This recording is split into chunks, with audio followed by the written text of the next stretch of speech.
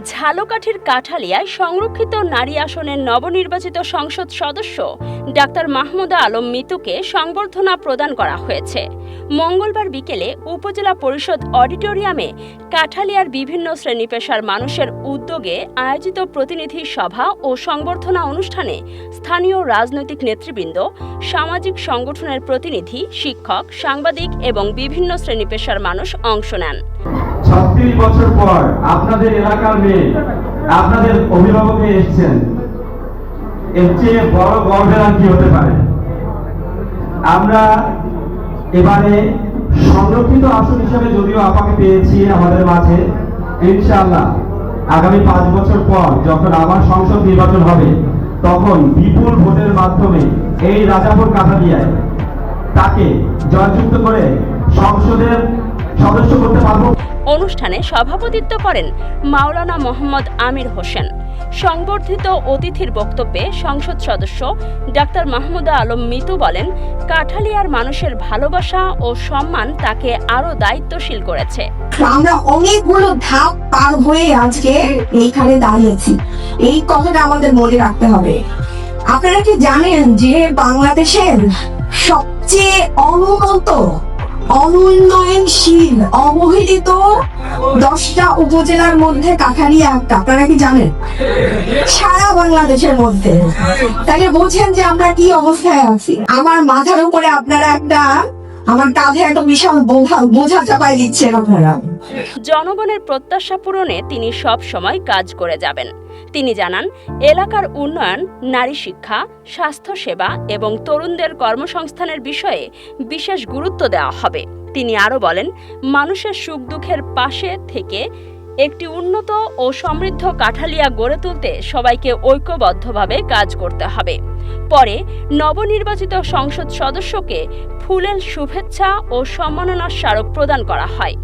এ সময় বক্তারা তার সফলতা কামনা করেন এবং কাঠালিয়ার সার্বিক উন্নয়নে তার কার্যকর ভূমিকা প্রত্যাশা করেন। আর অনেক গণতান্ত্রিক আন্দোলন হয়েছে বাংলাদেশে, হয় নাই? মনে আছে? শাপলা চত্বরের কথা মনে আছে? মনে আছে। শাহবাগে একটা বিচারের নাটক বসছিল, সেটা মনে আছে? আমরা অনেকগুলো ধাপ পার হয়ে আজকে এইখানে দাঁড়িয়েছি, এই কথাটা আমাদের মনে রাখতে হবে। এবং শহীদের একটা আকাঙ্ক্ষা ছিল। কি আকাঙ্ক্ষা ছিল? তারা বাংলাদেশটাকে গড়তে চাইছিল। তা না হলে, কারণ সরকার তো আগেও ছিল না। আপনারা কি জানেন যে বাংলাদেশের সবচেয়ে অনুন্নত, অনুন্নয়নশীল, অবহেলিত 10টা উপজেলার মধ্যে কাঠালিয়া একটা? আপনারা কি জানেন? সারা বাংলাদেশের মধ্যে। তাহলে বোঝেন যে আমরা কি অবস্থায় আছি। এখন আপনারা মনে করতে পারেন যে আপনাদের এমপি হয়েছে, কত খুশি, না জানি কত ইয়া। আমার মাথার উপরে আপনারা আমার কাঁধে একটা বিশাল বোঝা চাপাই দিচ্ছেন। আপনারা দিচ্ছেন না? আপনাদের তো এমপি আরো আছে এবং তার বরাদ্দ সবকিছু সংরক্ষিত আসনের চেয়ে বেশি, কিন্তু আপনাদের আকাঙ্ক্ষা আমার প্রতি বেশি, ঠিক না? এখন আমি চেষ্টা করবো আকাঙ্ক্ষা অনুযায়ী কাজ করার, কিন্তু আমারও কিন্তু সীমাবদ্ধতা আছে। আপনাদের গল্প বলি, এই যে এই ভদ্রলোক দাঁড়ায় আছে না, এটিএল বাংলার অভিরাম, ওনার এইচএম নাসিরউদ্দিন, ওনার একটা ফেসবুক আইডি আছে। উনি ওইখান থেকে গিয়ে আমার আইডির নিচে কমেন্ট করছে যে আমার ভাই ক্যান্সার হয়েছে, আপনারা 10 বার ফোন দিন, যে আমি তো পাই না।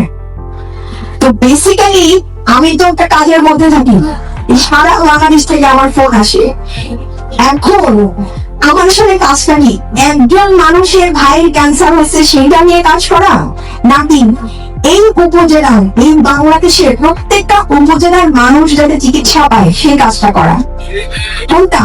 সেই কাজটাই করা, একটা সিস্টেম তৈরি করা। আমার কাজ হচ্ছে সিস্টেম তৈরি করা, যে সিস্টেমে আপনাদের এমডি মন্ত্রীর ধার ধারতে হয় না, যেই সিস্টেমে আপনি হাসপাতালে যাবেন আপনি সেবা পাবেন। ওই এমপির একটা ফোন দিয়ে আমার জন্য সিট দেখেন, তাইলে তো যার সাথে এমপির সাথে সম্পর্ক সেই একটা সিট পাবে, আর তো কেউ পাবে না। তাহলে কি করতে হবে? সিস্টেম বদলাইতে হবে। আমি গতদিন একটা কথা বলছি যে এই যে জনাব তারেক রহমান এমপি হয়েছেন, ওই প্রধানমন্ত্রী হয়েছেন, উনি কি আমাদের প্রধানমন্ত্রী না? আমাদের সবার প্রধানমন্ত্রী। হয়তো আমরা এখানে, আমি তো তাকে ভোট দেই নাই, হয়তো আমরা এখানে তাকে ভোট দেই নাই, কিন্তু সংবিধান অনুযায়ী, নিয়ম অনুযায়ী তিনি আমার প্রধানমন্ত্রী, তাই না? এবং আমার প্রতি দায়িত্ব পালন করা তার কর্তব্য। আপনি যদি দাঁড়িপাল্লায় ভোট দিয়ে থাকেন, হাত পাখায় ভোট দিয়ে থাকেন, আপনার প্রতি দায়িত্ব পালন করা প্রধানমন্ত্রীর কর্তব্য। কিন্তু বাংলাদেশে কি এই কালচার আছে? নাই। কি আছে? যে ধানের শীষে ভোট দেয়, ওই খাবি খা এক বস্তা চাউল একটা আসবে, তারই আমরা সেটা পৌঁছাই দেব, তাই না? আমি চাই এমন সরকার গঠন হবে, আমরা এমন বাংলাদেশ বলবো, আমি যদি এই উপজেলায় যদি কখনো নির্বাচিত হই, আমাকে যারা ভোট দেয় নাই তাদেরকে আমি আগে সেবা দিব, ঠিক না? মানুষ যখন মায়ের কাছে প্রতিবেশীর বাচ্চাটা রাইখা যায়, তখন নিজের বাচ্চার চেয়েও প্রতিবেশীর বাচ্চাটা খোঁজ বেশি রাখে, কারণ কি এটা দায়িত্ব। ইসলামে রাষ্ট্রপ্রধানদের প্রতি সমান হবে, যে ইনসাফের কথা বলে না, সমান দায়িত্ব। সে ধানের শীষের কর্মীদের যেভাবে দেখবে, দাড়িপাল্লার কর্মীদেরও সেভাবে দেখবে, এনসিপির কর্মীদেরও সেভাবে দেখবে। কিন্তু এই প্রচলন বাংলাদেশে নাই, এগুলো বাংলাদেশে হয় না। এখানে এই জন্যই ওই যে যে দলে আসে সেই দলের লোকজন সুবিধা পায়, বাকিরা বঞ্চিত থাকে। আমি আপনাদের কথা দিয়ে যাচ্ছি।